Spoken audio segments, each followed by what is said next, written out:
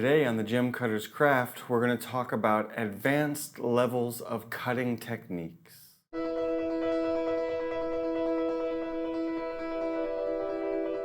For most gem cutters, we start out the same way, learning about the machine, learning how to read the diagram, learning about the meat point faceting techniques where we build our design around a pavilion, around a girdle, and following that meat point line from the pavilion point all the way to the table.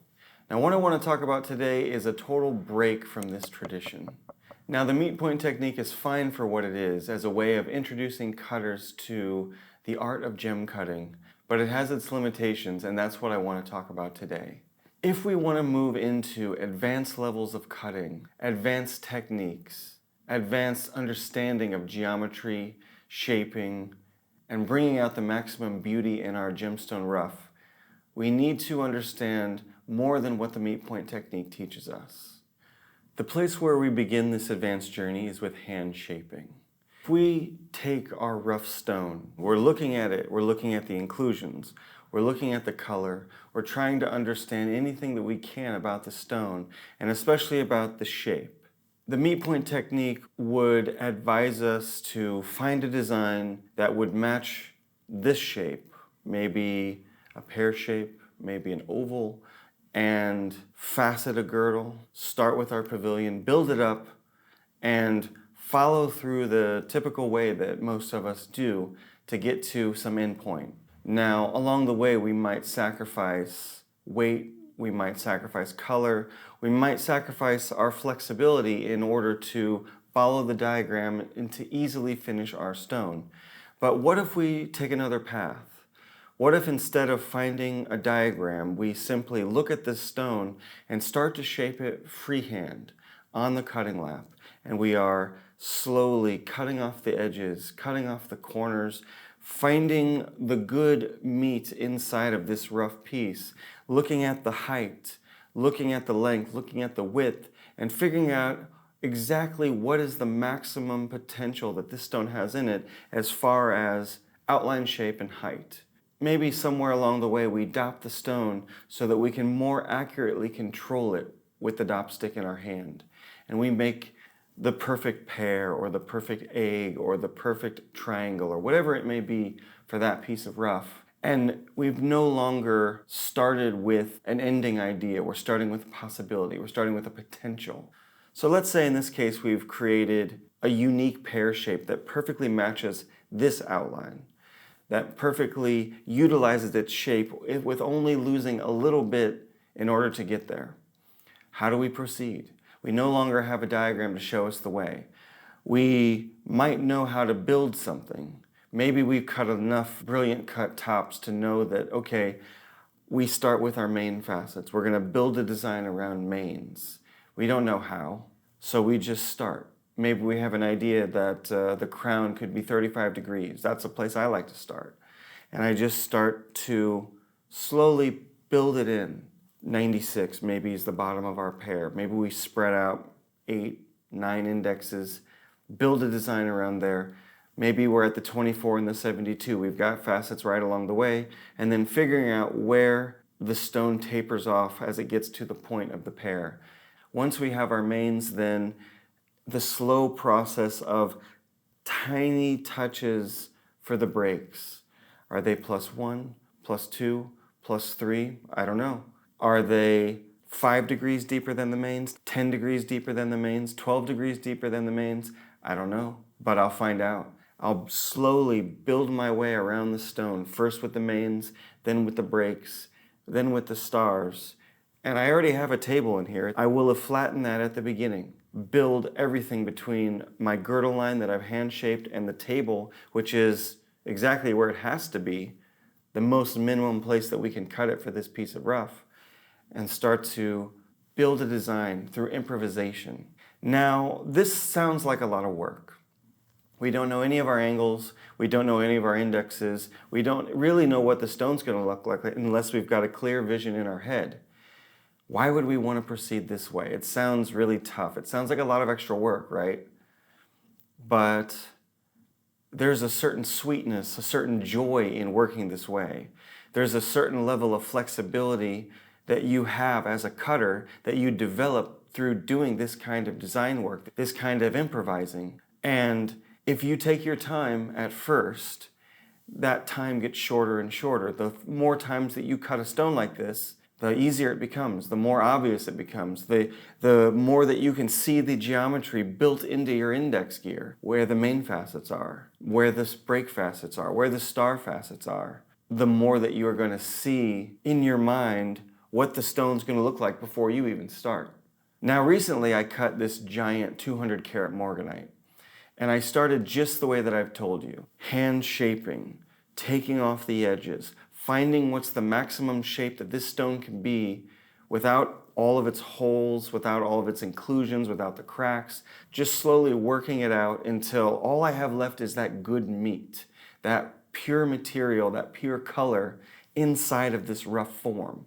And once I had my perfect preform shape, I could see exactly what the stone was going to look like. I could see pretty much what color it was going to be because I've created a bottom, I've shaped my pavilion, I'm looking at it in the preforming stage to see, do I have a window? Am I going to be able to reach those low angles that a morganite needs in order to be able to get perfect reflection? And I thought about all of that in the first stage before I'd even dopped the stone.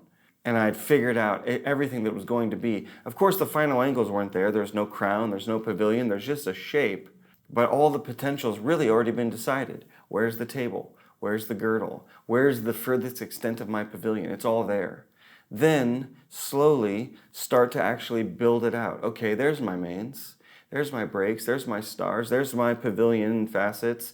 How are they all going to come together? Am I going to hit the critical angle? Am I going to create something unique and special along the way? Yes, yes, yes, of course. That was my whole goal with that stone. And it took a long time to get it done. It was a big stone anyway. What's the point of learning how to do this much harder, much more free way of cutting? As I was working on that big morganite, and the same as I'll work on this little piece of 2,000-year-old glass, what I find is this expansive feeling in my mind, this very sweet, cathartic emptiness, this meditation that I naturally now go into as I do this kind of work. Now sure, sometimes I still will use a design to guide me, still use the software to make my plans. Sometimes I will perfectly cut to a faceting pattern, probably one that I've created, but still, I'm not always improvising. But I found that when I do, I feel my mind stretching. I feel my understanding as a cutter, as a geometrician growing. My understanding of angles, my ability to perfectly dial it in without any help from the computer, without any help from the paper, just looking at the stone for what it is and building like an architect. And I challenge, or maybe better yet, I invite you to walk this path with me, to attempt an improvised design, a freestyle, a free shape. Start with the girdle, build it up. What's the stone going to look like? Is it deep enough to handle the critical angle of that material? Is it sweet in its outline? Where's the table going to be? Does it reflect the pure color of that stone? And of course, taking into account inclusions, pleochroism, face-up color, as well as scintillation, brilliance, and life that we want the stone to have. But building around that shape, figuring out what the design is going to look like for that particular material. And then, whether you start with the pavilion or the crown, building your design out, something that follows that shape, something that works with it, something that gives it a little bit of color, a little bit of sparkle in the angles. See what your mind does. See what happens when you have no paper to look at. Can you build a level girdle? Can you cut a flat table that has enough room between the girdle and the table edges to hold mains, breaks, and stars, or whatever your design is going to look like? Can you follow that girdle shape into the pavilion and build a design that will hit the good angles, that is not windowed, not extinct, and still makes a level girdle, still makes a balanced pavilion, a centered culet, and see what you feel like. See what your experience is like. See how different it is than the paint by numbers technique that is meat point. Will it be easy? No. If you've never done this before, it's extremely challenging. Just making the perfect girdle shape already is a task for most people. It's a task that's taken me years to get good at, and something that I'm still working on all the time. Will it be fun? Yes. Will it be exciting? Yes. Will it be stressful? Definitely. Will it be aggravating at times? Probably. Should we do it anyway? Definitely. Why? Do you want to become a master cutter? Maybe not. Maybe you just want to cut a stone here, a stone there, a couple times a year, give it away as a Christmas present. No problem. That's a valid path.